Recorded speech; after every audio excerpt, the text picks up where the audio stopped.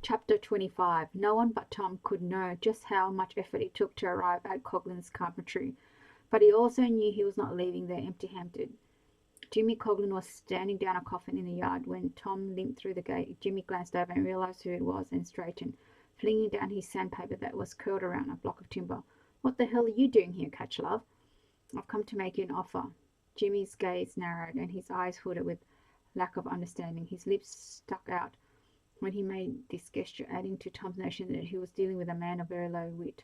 "What sort of offer?" An older man approached before Tom could respond. "Who's this, then?" "Bloody hell, mate. Hope the other guy looks worse." Tom blinked, but once his undamaged eye obliged. "No, he doesn't. He brought his mates to hold me down." Bloody coward," the older bloke remarked, and Tom simply nodded, letting his good eye find Jimmy's newly embarrassed gaze. "I'm Tom Catchlove," he said, offering his uninjured arm to the older man. The fellow frowned as though it should be familiar. "Bert Coughlin. You own this business." "I do, son, but if you're looking for work, you're no good to me or beat up." "He's not looking for work, Dad," Jimmy growled, cutting a fierce grimace at his father. "What are you here for, then?" "I just told your son I'd like to make him an offer. I will keep him out of the clutch of the police." "You what?" Bert took a step forward. "What's this?" "Leave it, Dad," Jimmy said. "I won't leave it, though," Tom said. "If you don't want me pressing charges, Jimmy, you have to come clean." "I'm not admitting to beating you up," Jimmy snarled. "You did this?" his father gulped. "You stupid idiot! And I suppose you took your two numbskull sidekicks with you." "You did, Mr. Coughlin." "There was nothing fair about it. They followed me and jumped me. They held me down so Jimmy could make a good feast of it, because I don't think he'd take me on alone. If he had, I doubt I'd be in this state." Bert Coughlin pushed Jimmy aside, glaring sideways at him. "Don't say another word," he threatened. "You, Catchlove, why are you here, not at the police?" "Because I'm not a dobber. I'll take my punishment, but you'll see your family has set out to hurt someone I care about, and I've taken real offence at that." "Who's that, then?" Tom managed a wry smile, even though it sent a thrill of pain through him, as a wound on his lip broke and began to bleed. He dabbed at it unself-consciously. "Fleur Appleby." Bert raised his eyebrow. "Well, you country lads work fast, don't you?" Tom shrugged. "That's not relevant. What is relevant is how you and your cowardly son are going to fix things for Fleur. It's the least he can do under the circumstances." Tom wanted to confront Jimmy over the baby, but this wasn't the moment, and he knew deep down that he was the intruder, the unwanted one. Jimmy stepped forward, and his bruised knuckles balled tight. "Settle down, Jimmy. You achieved nothing with your fists. Let's use your head now, eh?" Bert turned his narrowed eyes expression onto Tom again. "And what do you suggest?" Henry Appleby has died." Tom watched the information land. It clearly came as no surprise. Regardless, they both tried to force sorrow into their face. "Oh, really? That's no good. But he wasn't well, was he?" "Mr. Coughlin, let's cut the false sympathy. This has come as no shock to you." "No, well," the father began. "According to Mrs. Appleby, he's been ailing, and I suppose Fleur knows that Irma helped him towards his last breath." Bert took a slow moment to blink and perhaps have the time to think about what to say to this remark. But it was Jimmy who looked down guiltily. So it was true. There had been foul play. They didn't have to say anything to incriminate themselves. It was there to see, plainly written on their face and in their suddenly awkward body language. "I don't know anything about that," Bert said, not at all convincingly. "Maybe, maybe not. What about you, Jimmy?" You looked suddenly uncomfortable. Bert whipped his head around, but Jimmy couldn't help himself. "I'm not involved in that. I told Dad not to." "Shut your mouth, boy," Bert snapped. Tom returned his gaze to the father. "Or what, Bert? You use your fists on him? No point. You either come clean or I go to the police." Bert sneered. "I've got nothing to say about Irma." "I'm not talking about Irma. I'm talking about me pressing charges against Jimmy and his mates. They're not going to be happy to be roped into it. But I can remember each of them." He reeled off first names that he remembered from the night he was jumped on and dragged off, along with convincing descriptions. "I remember them from the dance, and so does Fleur. The police officer in charge has encouraged me to press charges. He wants to stamp out this sort of hooligan behaviour, apparently. So, Bert, how do you feel about your boy in prison?" "I'll push all the way. Are you up for it, Jimmy?" Jimmy let rip with a string of colourful languages and curses. Other workers began sauntering out for smoke and to see what all the fuss was about. Tom simply shrugged. "It's up to the two of you. I'm leaving." Returning north. "So, Jimmy, you get what you wanted. But I can't imagine Fleur would appreciate a husband in jail. Wouldn't be good for business either. So what's it to be?" "What do you want from us?" Bert demanded. "The truth, that's all. Was Irma helping Henry Appleby to an early death?" Tom watched Bert draw in a long breath, taking that time to contemplate his answer and its repercussions. She can't hurt you if you tell the truth, but I will do my utmost to ruin your business if you don't. Bert shook his head.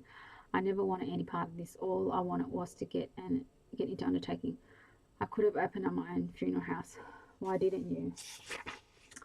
Irma's very persuasive, and she offered a shortcut, he said, sounding disgusted. Now look where that's got us. What did she ask you to do? Just an errand. It was Jimmy who answered, winning a glare from his father. What? He demanded fiercely. I'm not taking the rat for bloody Irma, who returned his gaze to Bert, who sighed. She asked us to fetch some oysters, that's all. Tom was never one to be slow off the mark. He nodded, understanding in a heartbeat, and then she let them go off before serving them to Henry. Bert shook his head. She only used the juice of the bad oysters to put it on the couple of good ones, I gather. Look, the fellow was as good as dead, he appealed to John, not according to his daughter. Do you know about the arsenic as well? Both Coglins nodded, looking worried now. But we had nothing to do with that. Right, you both coming with me to the local cop's shop. Tell them what you did, what you know, or I'll tell them what Jimmy did to me. One look at his knuckles is all it would take. Tom nodded towards Jimmy, who shoved his hands into his pockets. You're damned either way, Bert argued. Tom nodded, but you can be honest, contrite. He could see them both frowning. If you can show your regret at the part you played, I'm sure you won't see the inside of the jail. You were manipulated by a woman with a dark plan, and she promised you her business. You didn't kill him. You were forced to run an errand, believing the reward was part of the business. That's the truth of it, Bert said. Then tell the truth. Wait, Jimmy frowned. What do you mean you're leaving? Hell, he'll slow. Don't think on it, Jimmy. You've got a full plan to contend with soon. Fleur is yours. I'm stepping aside. I don't understand. And only then did it occur to Tom that Fleur hadn't yet told Jimmy about the baby. She must have been weighing up her situation when Tom had obviously walked back into her life. Was she really that conniving? We would never have thought that of her, but there was no denying how smart she was. It hardened his resolve. Oh, I'm sure you'll work it out, Jimmy, Tom said, and smiled, making the scab on his lip crack again. Somehow the blood that subsequently oozed felt appropriate. Back at the house, Fleur could hear Irma upstairs. The wireless was on. How appalling that she could listen to music and the news of the day. No, her husband had only died hours ago.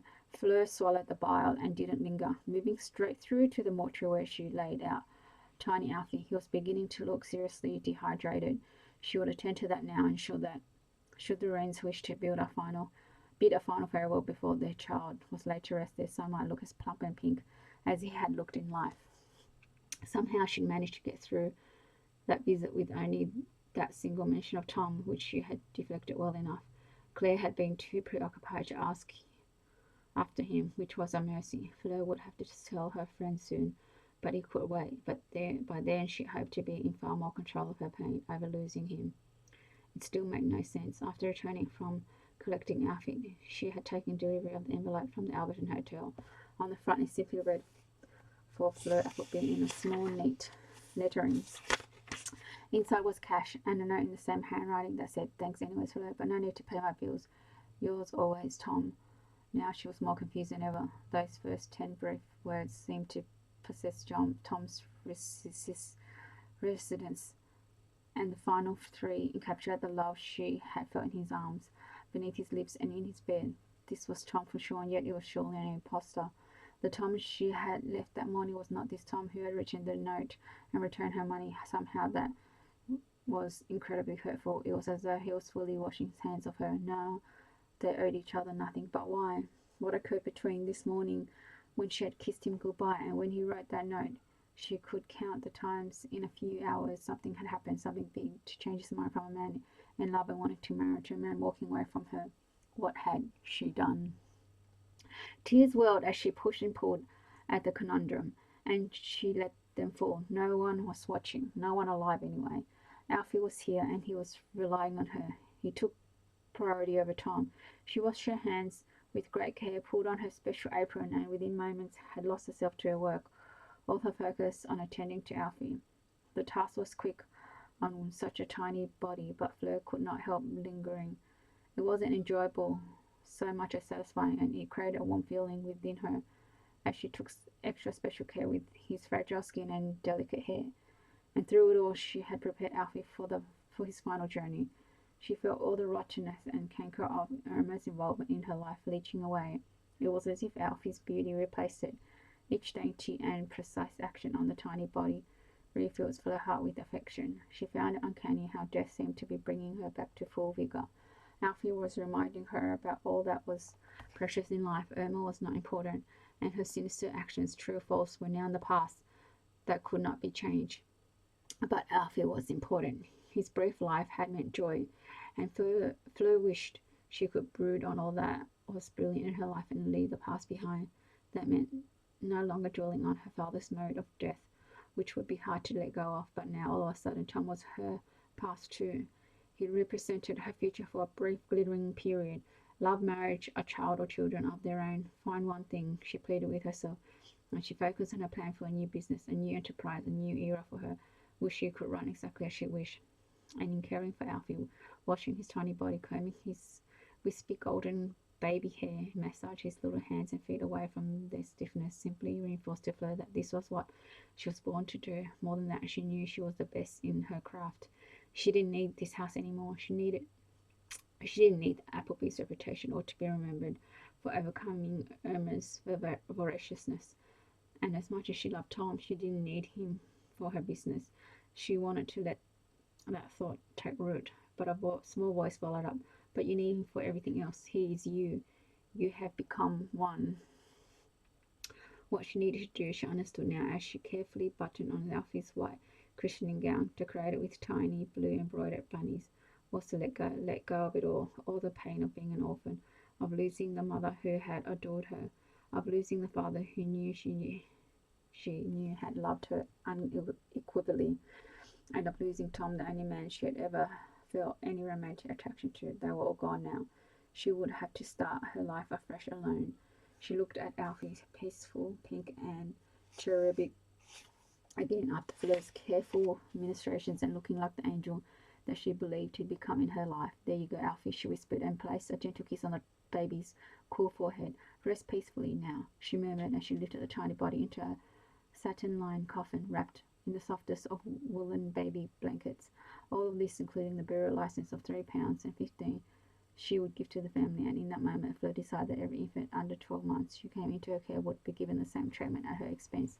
It would be her new company way of showing understanding to grieving parents, and they would use her business as recommended. She was sure Alfie was ready now, and so was Fleur to set out on their new and separate journeys. Chapter 26. After making all the final arrangements for Alfie's burial and asking for a full account to be sent in the name of Appleby's, Fleur wrote a letter to the Wrens explaining everything. She summoned Robbie again and asked him to deliver the note. It was better than another phone call. You'll take the coffin to Cheltenham Cemetery for 11 tomorrow morning. He nodded. You're not coming? Probably not, Robbie. I spoke to the parents earlier. Only they will be there. They want to keep it private, right? And all the paperwork is sorted. Yes, I'm taking care of it. See you soon, Fleur. She smiled, not wishing to give him the truth yet. I don't really know what's going to happen beyond today. If I'm honest, Irma is now the owner of Appleby's. His mouth opened in surprise. But it will sort itself, I'm sure. Fleur continued. In the meantime, your job is safe, and should anything change, I want you to call me at this number. She gave him a second note with the hotel's telephone details. You're not to worry. Tell Albert the same, will you? Right. He looked unsure. I don't want to work for Irma, Fleur. I understand, but don't do anything rash for now. Let's talk when we know the outcome of the coroner's report. Will you stay patient for me, Robbie? I won't let you down. He nodded. I trust you, Fleur. Thanks. See you soon. After he left, Fleur saw that it was nearing 4, and she phoned the pub. The wife answered this time. Tom left us this morning, the publican's wife offered. I'll be honest, I didn't think he looked in any condition to be going anywhere, but straight back to bed. And he didn't say where he was going, Fleur tried again. He didn't say, love, and I didn't ask. Not my place. Fleur's hope sank. No, of course. You got his letter, yes, if you can call it that. He was returning the one you left with your husband.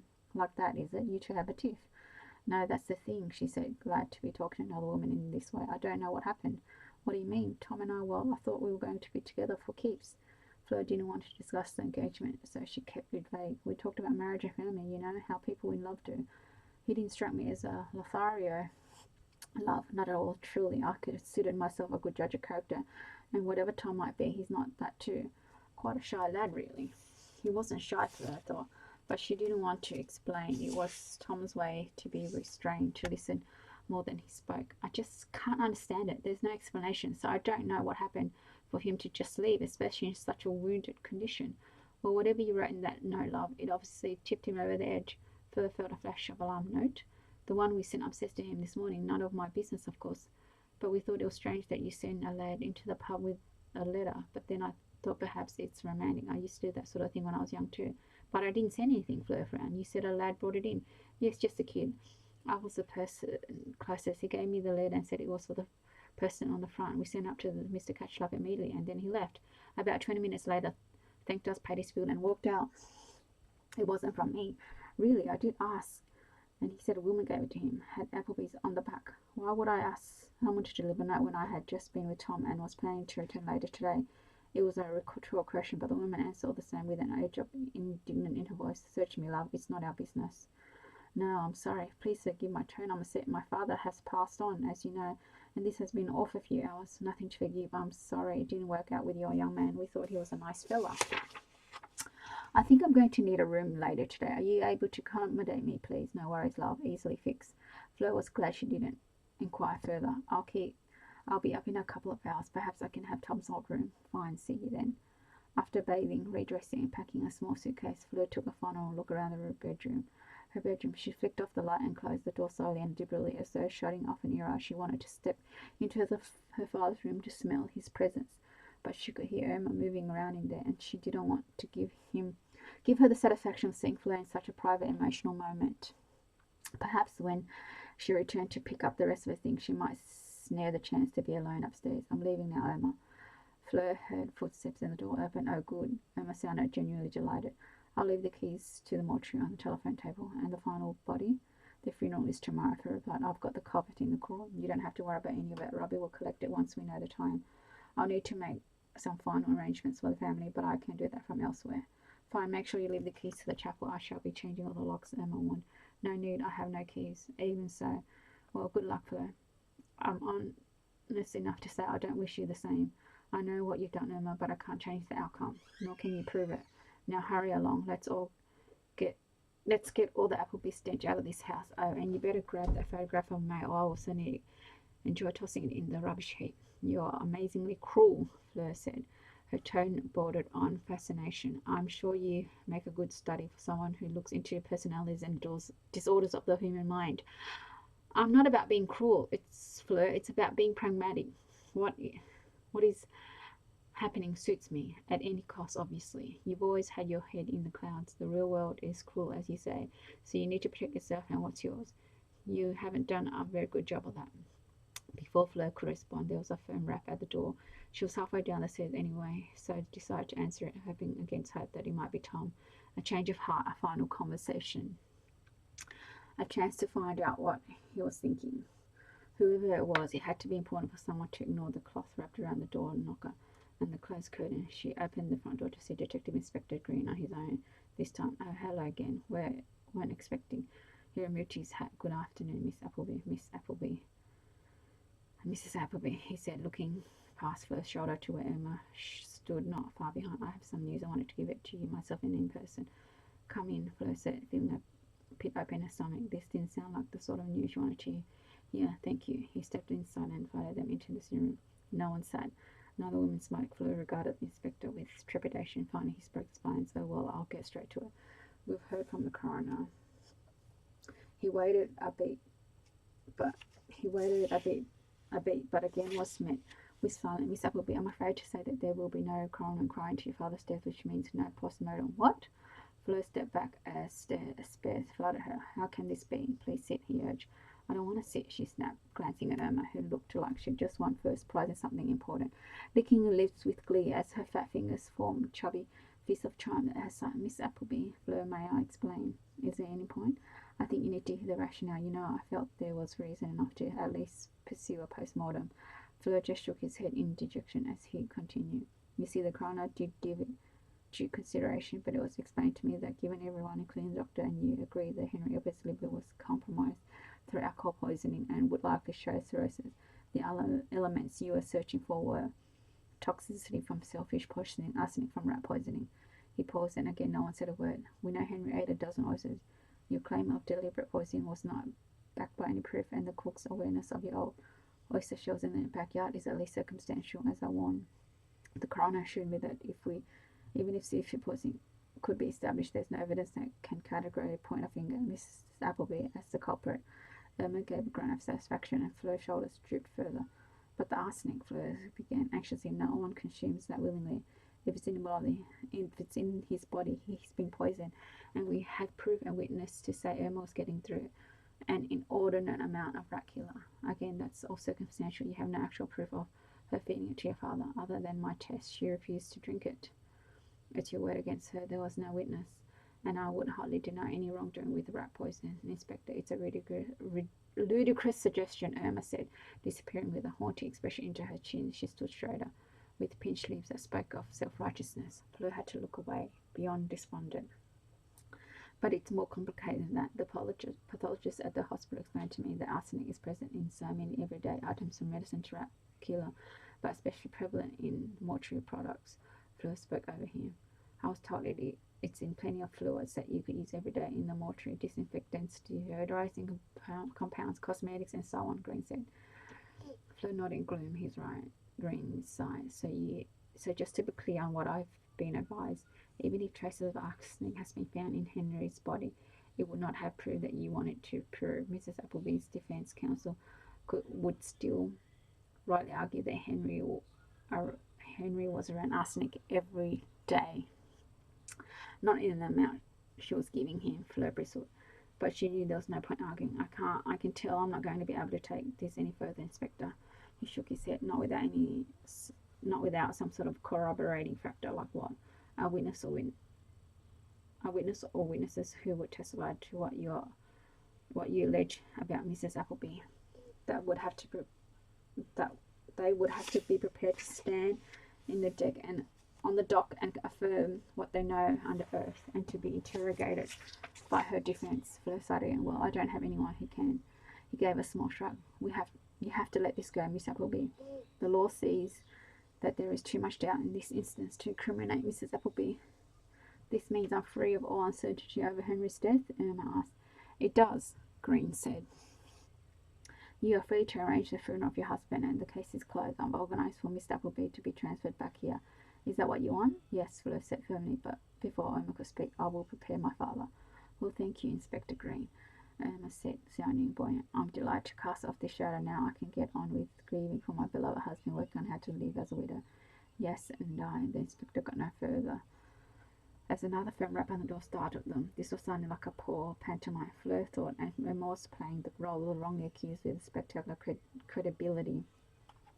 I wonder who that might be, Irma said. All you lackeys and audience out there in the store, Fleur thought. My word, people are insensitive, Irma continued. Surely they know we're bereaved.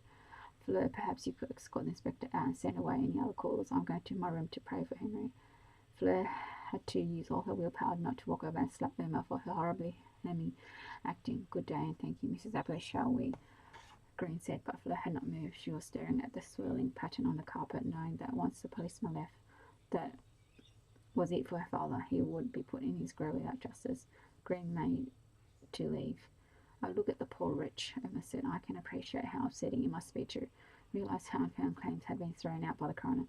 That's not quite how Green started. It seems I shall have to see you out, Inspector. Irma cut in, marching off and expecting him to follow.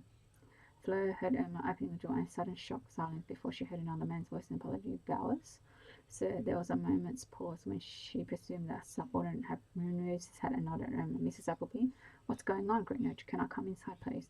Fleur moved to the doorway to see Inspector Green stepping back into the hall, giving Irma no choice but to close the door, now trapped by the two policemen in her own home.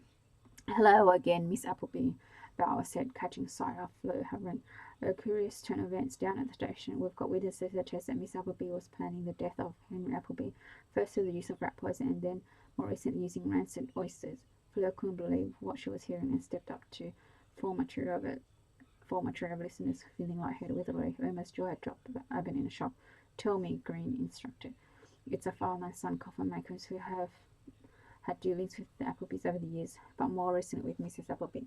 Bert and Jimmy, Fleur murmured in astonishment. That's right, Miss, your young man encouraged them to speak up, Tom, but Green sounded testy. Let me get this straight. Bowers, her Coglins have admitted to knowing about Irma Appleby's intentions. Bowers nodded yes. Mrs. Appleby told Bert of her intention to hurry along Henry Appleby's death. She told him she was using rat killer in his coffee, but it was taking too long. Wait, why would she share that? Green asked, as though Irma was not standing ashen-faced just behind him. Her intention, according to Bert Coughlin, was that she was going to sell Appleby's to him for a good price. They wanted to get into undertaking through interaction. Bowers pulled out his notebook. According to the Sun, she suggested he marry Miss Appleby, and I quote, so you can control your wife who's important to the business. Irma gasped that this is all rubbish. Fleur wanted to leap in and respond, but Inspector Green shot her a warning look. He turned to Bowers, frowned. This was recorded during a formal interview. Bowers nodded yes, sir. All done properly and by the book. What else? Bert Coughlin was asked by Mrs. Appleby to buy some oysters. Apparently just a few were required. She told him she was going to let them go off for a few days and then use the juice to take the fresh oysters that she'd have the daughter, Mrs. Appleby, fetch. Coughlin said she told him that it needed to be done this way so no one could attribute to the purchase of the oysters to her, fresh or otherwise. He went to pains to explain that he did nothing wrong. All he did was buy fresh oysters with her money and her bidding. I quote it again. I knew her plan, but she did all the bad stuff, not us. We're not going to jail on her behalf. So the Coghlins have come forward with this incriminating information. Why now? Bowers blew, as Cheeky Tart say. They both came in, sir. Perhaps the guilty conscience that they knew something about the matter. Word's getting around about Mr. Appleby's passing, and I gather Tom Cashoff's strongly suggests that they come forward. A look of understanding passed between the two men before Inspector Green slid Fleur a sly glance. She frowned, unsure of what that look meant, but she presumed she was meant to stay quiet. They've signed their statements, Green asked. Bowers nodded. Inspector Richard turned to the quaking Irma Appleby. I'm arresting you for the murder of Henry James Appleby. He began to quote her rights as Irma began to shriek abuse at Fleur and the two policemen. Fleur looked on open mouth in surprise but trembling with vindication. Thanks for listening.